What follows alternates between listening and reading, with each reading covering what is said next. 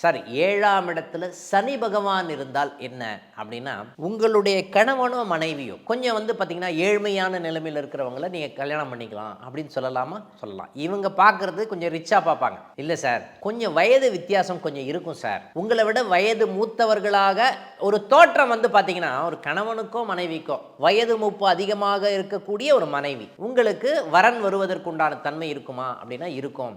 இப்படின்னு வரன் சொல்லலாமா? சொல்லலாம். அதே மாதிரி உங்களுடைய லக்னத்துக்கு 7ஆம் இடத்துல ராகு பகவான் இருக்கக்கூடிய தன்மை எதை சொல்லும் அப்படின்னு பார்த்தீங்கன்னா, ரொம்ப நாலெட்ஜபிள், ரொம்ப அதிகமாக ஆசைப்படக்கூடிய ஒரு கணவனோ மனைவியோ, வித்தியாசமான சிந்தனை கொண்ட மனைவியோ கணவனோ இருப்பதற்குண்டான தன்மை இருக்குமா? இருக்கும். அதே மாதிரி ராகு கேத்து 7ஆம் இடத்துல இருக்கிற அமைப்பு எதை சொல்லும் அப்படின்னு பார்த்தீங்கன்னா, 7ஆம் இடத்துல ராகு இருக்கு சார் அப்படின்னா, உங்களுடைய கம்யூனிட்டிக்கு வேற கம்யூனிட்டி இருக்கக்கூடிய ஒரு வரன் வருவதற்குண்டான தன்மை இருக்கா அப்படின்னா, அது சம்பந்தப்பட்ட நிகழ்வு வரன் வருவதற்கான தன்மை இருக்கும் அப்படின்னு ஆணித்தரமா நீங்க சொல்ல முடியும்னு சொல்லலாம். அதே மாதிரி 7ஆம் இடத்துல கேது பகவான் இருக்கிறாரு அப்படின்னு சொன்னா, இப்போ லக்னத்துல ராகு பகவான் இருப்பாரா?